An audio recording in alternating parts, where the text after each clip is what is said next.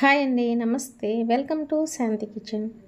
ఈరోజు వీడియో మార్గశిర గురువార పూజ అనమాట. మార్గశిర మాసంలో గురువారం ఈ విధంగా పూజ చేసుకోవాలి.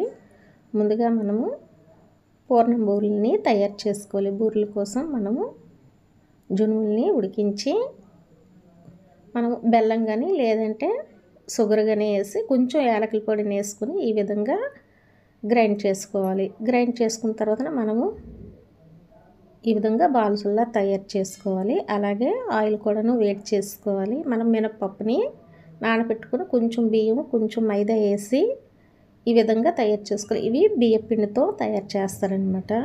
ఇవి కూడా ఆవిరి మీద ఉడికించుకోవాలి. ఇప్పుడు బూరెలను వేసుకోవాలి.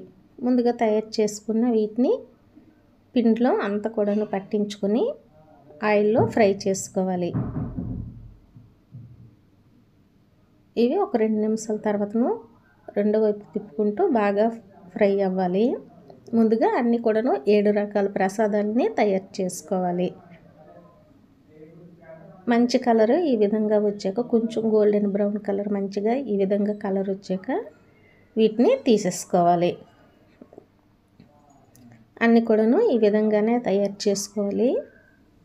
అన్ని ప్రసాదాలు తయారైన తర్వాతను పూజలో పెట్టి 7 రకాల ప్రసాదాలని తయారు చేసి పూజలో పెట్టి మనము పానకము వడపప్పు చలివిడి అన్నీ కూడాను తయారు చేసుకోవాలి.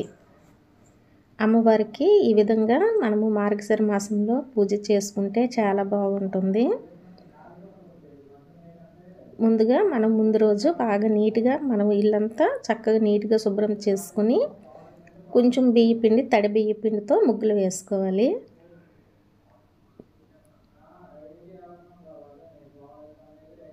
అమ్మవారికి ఈ విధంగా పూజ మనము చేసుకుంటే చాలా మంచిదన్నమాట.